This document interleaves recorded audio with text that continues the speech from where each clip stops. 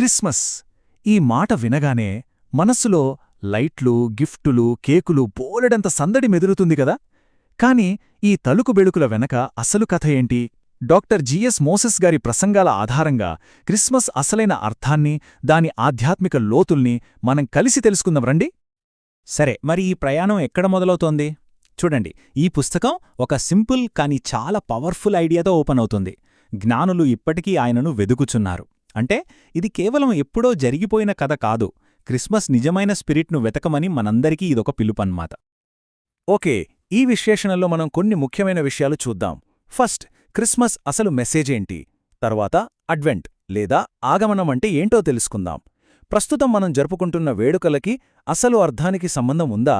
అలాగే దేవుని ప్లాన్లో చిన్న చిన్న విషయాలకు ఎంత ప్రాధాన్యత ఉందో చూసి ఫైనల్గా క్రిస్మస్ ఇచ్చే అసలైన గిఫ్ట్ ఏంటో అన్వేషిద్దాం. రైట్, ఇక మొదటి టాపిక్లోకి వెళ్ళిపోదాం. క్రిస్మస్ అసలు సందేశం.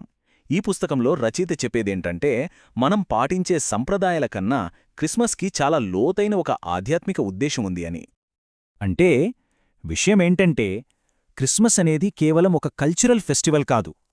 రచయిత దృష్టిలో ఇది మొత్తం మానవాళి కోసం దేవుడు వేసిన ఒక పెద్ద ప్లాన్లో భాగం. జస్ట్ పార్టీలు, పండగలు కాదు, అంతకు మించి చాలా పెద్ద విషయమిది.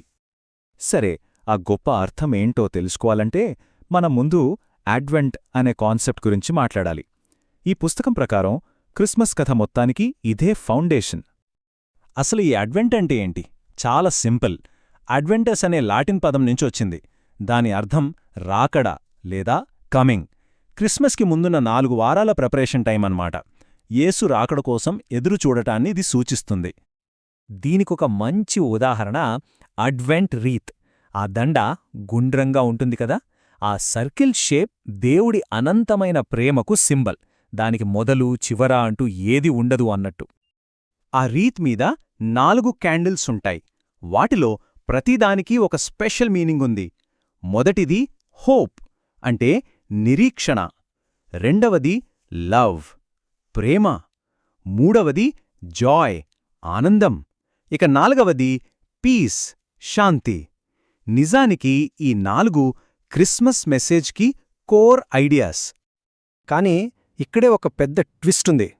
క్రిస్మస్ అసలు స్పిరిట్కి ఈ రోజులో మనం జరుపుకుంటున్న విధానానికి అస్సలు పొంతన లేదని రచయిత గట్టిగా చెప్తున్నారు. ఆ గ్యాప్ ఏంటో చూద్దాం. రచయిత ఇక్కడ సూటిగా ఒక ప్రశ్న అడుగుతున్నారు. మనం చేసే ఈ ఆర్భాటాలు, ఈ ఫ్యాన్ ఫేర్, ఇలాంటి క్రిస్మస్ను దేవుడు నిజంగా మెచ్చుకుంటాడా? ఈ పాయింట్ని సపోర్ట్ చేయడానికి రచయిత బైబిల్లోనే ఒక పవర్ఫుల్ కోట్ను వాడుతున్నారు. చూడండి, ఆ వాక్యం ఎంత స్ట్రాంగ్గా ఉందో. నిజమైన భక్తి లేని పండుగలంటే తనకు అసహ్యమని దేవుడే అన్నట్టుగా ఉంది. ఇది చాలా క్లియర్గా చెబుతోంది. ఇక్కడ రచయిత వాడిన మెటఫర్ చూడండి, చాలా స్ట్రైకింగ్గా ఉంటుంది. బయటకు పండగలా కనిపిస్తూ లోపల మాత్రం నిజాయితీ, భక్తి లేని వేడుకలు, అచ్చం గొర్రె చర్మంలో ఉన్న తోడేళ్లలాంటివి అని హెచ్చరిస్తున్నారు.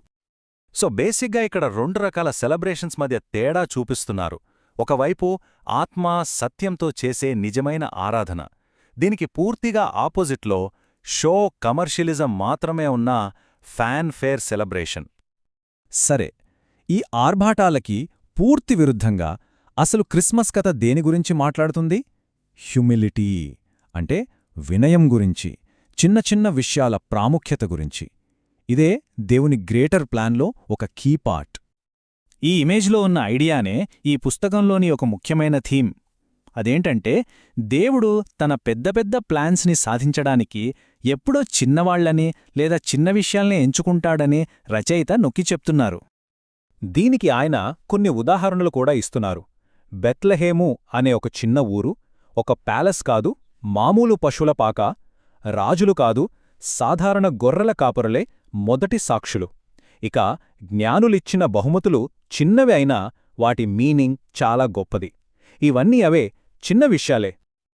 ఓకే, ఇంత వినయంగా, ఇంత సింపుల్గా మొదలైన ఈ కథ వెనక అసలు రీజనేంటి? రచయిత మాటల్లో చెప్పాలంటే అదే అసలైన అల్టిమేట్ గిఫ్ట్. ఏంటది? చూద్దాం. క్రిస్మస్ అసలు పర్పస్ను వివరించడానికి రచయిత ఒక అద్భుతమైన అనాలజీ వాడుతున్నారు. ఇమాజిన్ చేసుకోండి, ఒక రూంలో ఒక పక్షి చిక్కుకుపోయింది. దాన్ని బయటకు పంపాలి. అప్పుడు ఒక మనిషి దానికి దారి చూపించడానికి తానే ఒక పక్షిలా మారితే బాగుండును అని అనుకుంటాడు. ఈ అనాలజీ వెనుకున్న అసలు ఐడియా ఇదే. పాపమనే ట్రాప్లో చిక్కుకున్న మనుషులతో మాట్లాడటానికి, వాళ్ళని రక్షించటానికి దేవుడే స్వయంగా యేసు రూపంలో మనిషిగా భూమి మీదకొచ్చాడు. సో క్లియర్గా చెప్పాలంటే క్రిస్మస్ అంతిమ ఉద్దేశ్యం లేదా గిఫ్ట్ మానవ రక్షణ. ఈ పుస్తకం ప్రకారం దేవుడు మనందరికీ ఇచ్చిన గొప్ప బహుమతి ఇదే. మరి ఆ రక్షణను ఎలా పొందాలి? దానికి రచయిత ఒక సింపుల్ ఫార్ములా చెప్తున్నారు. దాన్ని ఆయన రక్షణ యొక్క ఏబీసీలు అని పిలుస్తున్నారు. ఈ 3 స్టెప్స్ చాలా స్ట్రైట్ ఫార్వర్డ్. ఏ అంటే అడ్మిట్, మనం పాపిమని ఒప్పుకోవడం. బి అంటే బిలీవ్, యేసే ప్రభు అని నమ్మడం. సి అంటే కాల్, ఆయన పేరు మీద ప్రార్థించడం. సో ఓవరాల్గా ఈ పుస్తకం మెసేజ్ చాలా క్లియర్. బయటి హడావిడిని వదిలేసి క్రిస్మస్ అసలు స్పిరిట్లోకి, దాని ఆధ్యాత్మిక మూలాల్లోకి వెళ్లమని పిలుపునిస్తోంది. అంటే వినయం, ప్రేమ, రక్షణ అనే ఆ కథలోకి మళ్లీ ప్రవేశించమంటోంది. సరే, ఈ విశ్లేషణను ఒక చిన్న ప్రశ్నతో ముగిద్దాం. ఇంతకీ ఈ పండుగల నుంచి మనం తీసుకోవాల్సిన అసలైన సందేశం ఏమయ్యుంటుంది?